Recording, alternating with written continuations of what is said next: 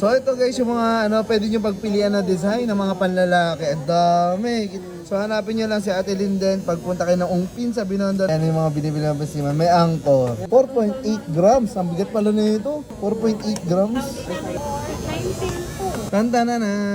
19,200. 18K ito na. 18K sir. 4.8 grams. Ito special. Yan, pwede yan sa 4. 4,000 per grams. Ayan. Tama yung manibela ng barko. Ayan, para sa mga seaman. Ayan pa yung isang design na pwede nyo pagpilian. Beautiful. Bakit ilang grams ito? 3.3 grams lang, 13,200 pesos. So, ito naman yung may dollar sign. Ang ganda na ito. Ayan. Lahat to Saudi. Saudi sir, 18K. 18K Saudi gold special. 4.2 grams din siya. Opo. Pag yan naman sir, nasa 16K. 16,800. Mas mura. Ayan po yung mga ilan sa mga pwede niyong pagpili ang mga design.